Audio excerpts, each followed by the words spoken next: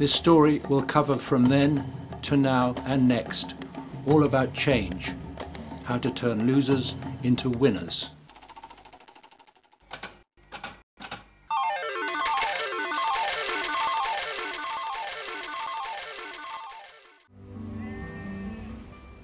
From a Somerset field to a big hole in the ground. From the first water insects to the first frog.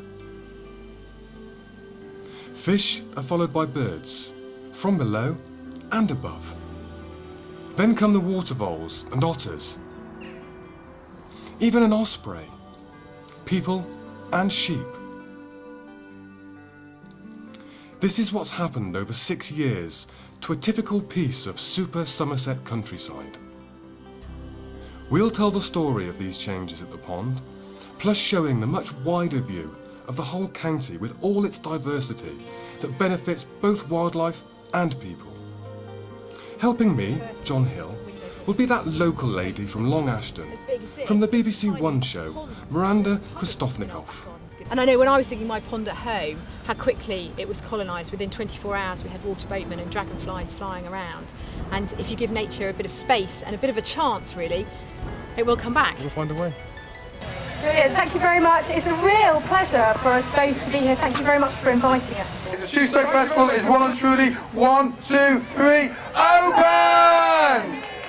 Sunday morning coming down.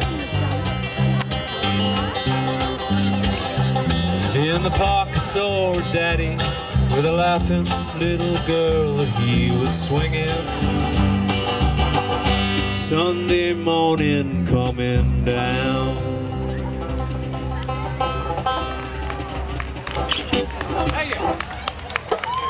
Thanks very much. From my rough and tumble of the Chewstoke show to the quiet fields nearby, home to some contented horses and sheep, in for a shock.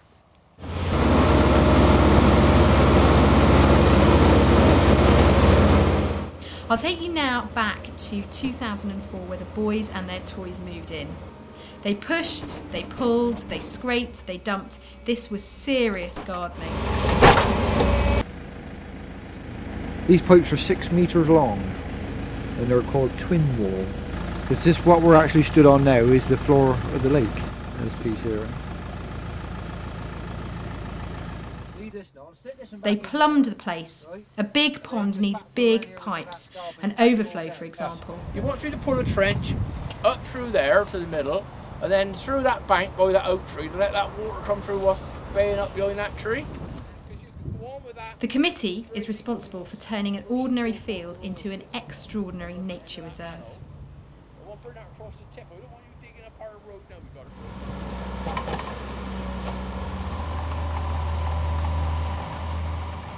it. As they apply the finishing touches to their handiwork, water arrives.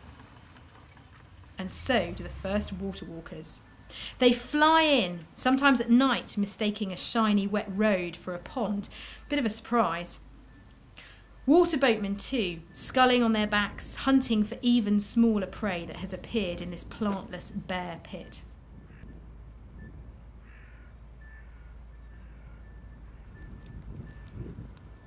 A frog makes his own tracks across those of the bulldozer. Being an amphibian, he needs water as part of his life. And that's where he's heading. As soon as there's an opportunity, plants have turned up too. Down to Mother Nature now, to allow for the birds, the bees, you know, the grass to grow, the flowers to grow, seeds, all things like that. Like, you know, it is really down to her now, and to give us the rain to fill it up. In this country, we more or less take water for granted. Fresh, clean water, a bit like this stuff. We're very lucky to live in a green and fertile land with mostly a good supply of it. This little stream helped bring what was once an ordinary Somerset field to a new and varied life, wildlife. And of course there was always that rain, even snow, to help fill the pond once the preparations had been completed. But now it's time to leave with the levels slowly rising on our first trip to another part of super Somerset. This is to the River Chew, a typical Somerset river which shows just how much biodiversity water can support. Our guide is John Hill. Cattle drink from the river, another use of it, so it must be clean, though they themselves erode the banks and create silt. Soil produces grass for them, and normally hides a little gentleman in velvet.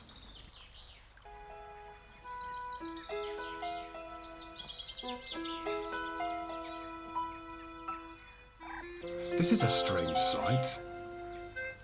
But in fact, all this, the plants and the animals, the water and the soil, fit together as a living web we now widely refer to as biodiversity. And what has become clear is that we all depend on that variety of life and its support systems.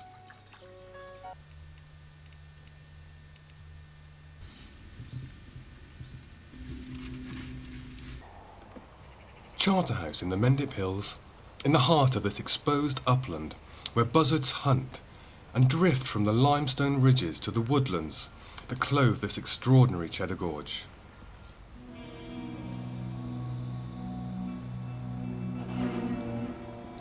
The gorge is of course famous for its caves, but its wildlife is very special too.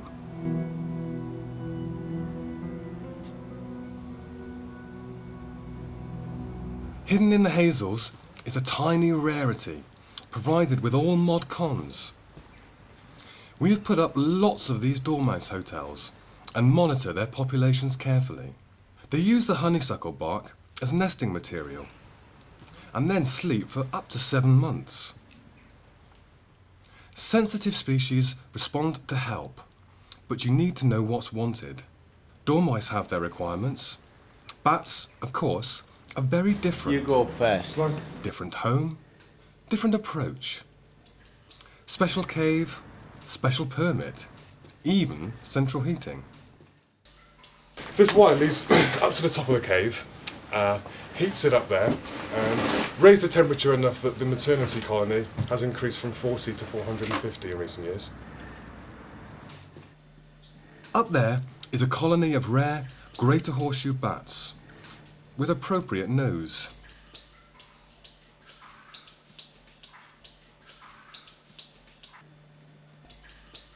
There are lesser horseshoe too, and, as with all British bats, they are firmly protected and do well when we understand how to look after them, whether it's in a hidden cave, a church roof, or your attic. Rain on the Mendips seeps through the limestone, and in the form of streams passes a grey wagtail on its way down the gorge. This is a key ingredient for one of those most surprising animals to be found here, if you're lucky. There's another speciality too, high above, a star.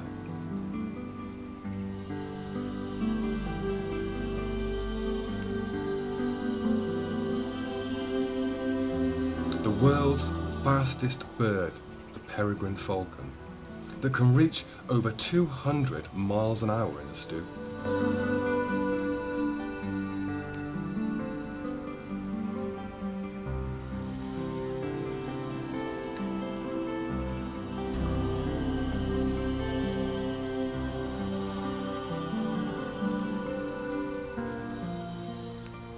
The chicks, carefully wardened, grow quickly on a diet of pigeon and jackdaws.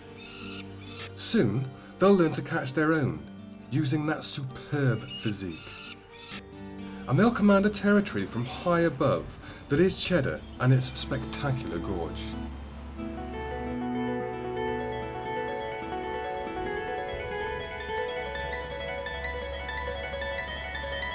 Up here, amongst the orchids, there is another special flower, one unique to Cheddar, and that bears its name. Far above the madding crowd clings a fragile survivor, the Cheddar pink. Sheep, cattle, goats, all graze the area. Good in some ways, less good in others. But in nooks and crannies, on ledges and behind boulders, the Cheddar pink lives on, up here in the Mendips, a well-protected area. See what we've got. If there's anything in there, give me a shout and we'll identify it. And who would you have thought, apart from Ken Livingstone, ex-mayor of London, would care that much about these.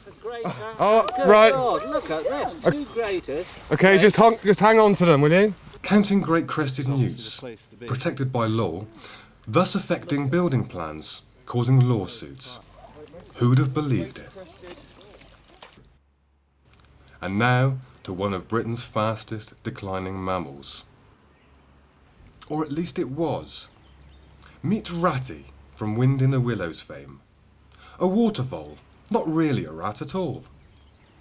Now, man has been developing Somerset for many years and continues to do so, and that can be good or bad for the wildlife, as John Hill explains on the much altered Somerset levels. Since Roman times, man has exploited the levels, digging peat and forming ponds. This pattern of wetland is truly a man-made landscape which wildlife has taken advantage of. Every winter, the levels receive millions of starlings from Europe. They assemble every evening, often joined by people in one of the most spectacular sites in Britain, at West Hay Nature Reserve.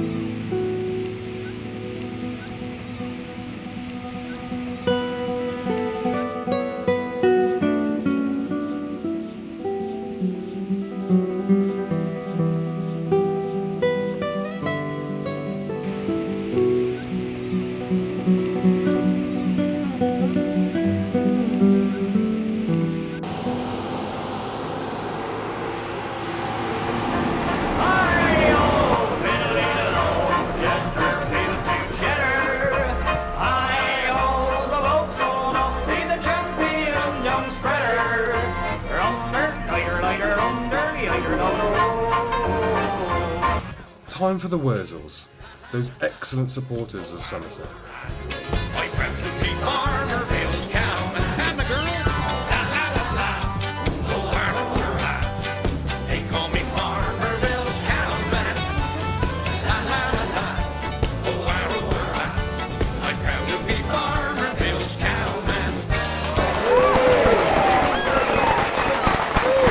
There's some worms and rats at the back there, Pete. Like the weather and the climate, nature changes all the time, and in the case of trees and other vegetation, that can be quite slow, at least in human terms. These saplings aren't going to reach maturity for a number of decades yet. But not far from here is one of Somerset's most splendid woodlands. A ringlet butterfly in Great Breach Wood, managed by the Somerset Wildlife Trust. Skippers skip in the glades beneath a towering Wellingtonia tree. These were planted around Somerset about 100 years ago, and since that time their soft bark has been used as a comfy night roost for a tree specialist, the tree creeper. Once they discovered this trick, it spread all over the country. Silver-washed fritillaries flourish in these mixed woodlands, which are effectively managed for a wide range of butterflies. They're helpful indicators as to the condition of the countryside, and sadly, offer a warning, as many of the 58 British species are at risk because of habitat and climate change. Some are winning when the conditions are right, and they can dance across the car park.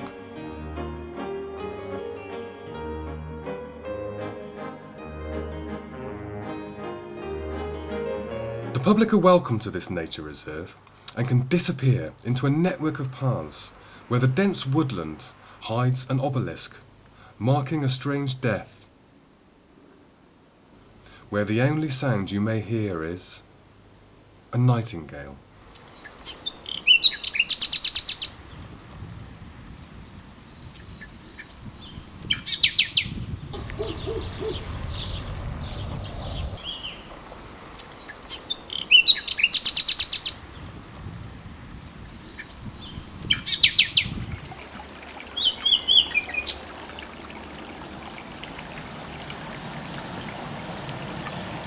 Roe deer use the trees for marking their territories, and several species of deer flourish in Somerset, and sometimes it is necessary to control their numbers. Whether it's timber or foxes, management is needed.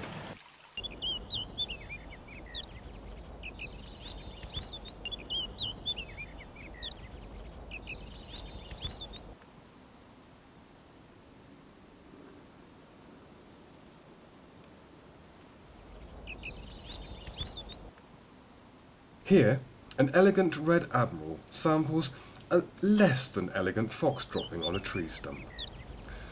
Lovely.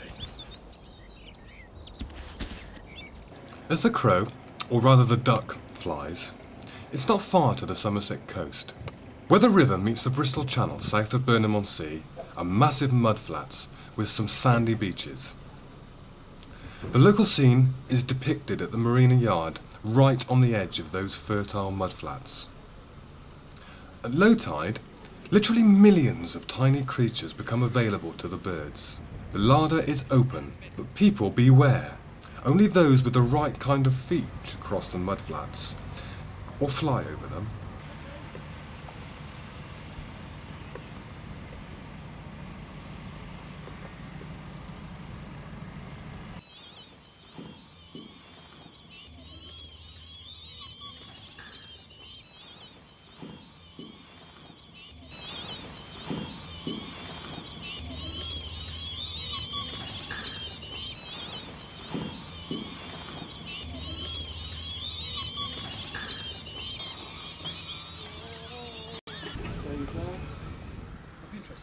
Further along the seawall, in the town, is a handy supply of shellfish for the classic English seagull, the herring gull. Like people, they eat a lot more than herrings, if they ever get them, and are always on the lookout for anything deemed edible. Gulls have increased everywhere, nesting in city centres and thriving on our rubbish. A quality coast for our gull, and for the holiday makers that come here, famous for the bracing weather and panoramic views. South of Weston-super-Mare, those mudflat specialists, shelduck, ride out the rising tide, undisturbed by the local lifeboat. Not so the oyster catchers that head out into the strong wind off the Bristol Channel.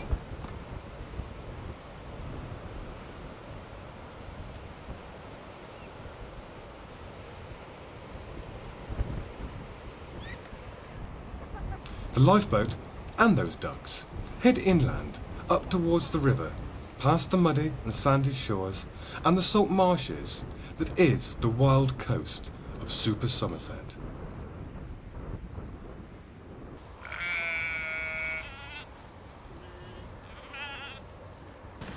It's a fantastic view from up here with the pond in the background. And I suppose it just shows what can be achieved by just digging a big hole. It's absolutely incredible. I mean, this is a big project and it's just amazing the number of species that have found a home here in a relatively short period of time. But it hasn't got to be on a massive scale like this. I mean, although there are projects like this all over Somerset, individuals can help. Even something as small as a window box. Yeah, and in your own garden, if you haven't got room for a big pond, you could just build a small one, couldn't you? And you'll find newts, frogs, toads before you know it. Yeah. So it's just, if you give wildlife a bit of space and a bit of a chance, really, it will come back. If you give wildlife a chance, it will.